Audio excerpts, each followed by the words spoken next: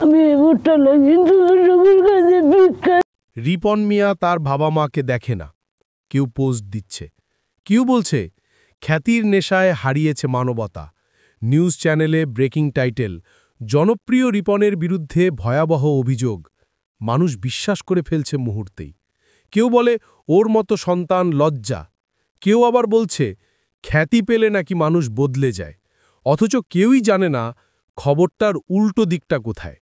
একজন সাংবাদিক গ্রামের বাড়িতে গিয়ে রিপনের বাবাকে প্রশ্ন করলেন, আপনার ছেলে কি সত্যি আপনাদের দেখেন না?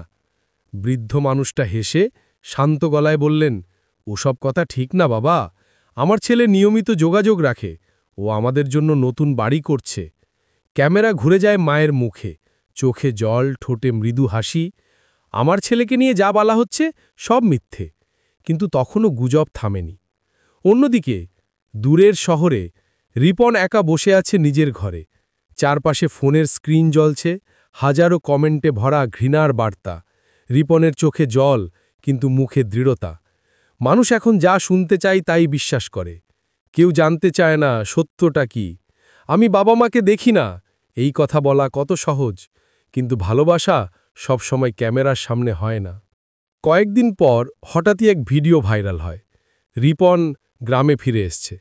বৃষ্টি ভেজা দুপুরে বাবা মায়ের সামনে দাঁড়িয়ে দুজনকে জড়িয়ে ধরছে রিপন। বাবা বলেন, বাবা, আমি জানতাম তুই এমন না। মা বলেন, তোর মুখটা দেখেই মনে শান্তি পেলাম। চারপাশের প্রতিবেশীরা তাকিয়ে থাকে। যারা একসময় গুজব ছড়িয়েছিল এখন তাদের চোখ নিচু। শেষ দৃশ্যে দেখা যায় সূর্যাস্ত। মাঠের মাঝে বাবা মা বসে, পাশে রিপন। রিপনের কণ্ঠে শেষ সংলাপ, মানুষের মুখ বন্ধ করা যায় না, কিন্তু ভালোবাসার দরজা কখনো বন্ধ হয় না। বাবা মা আমার পৃথিবী, গুজব নয়।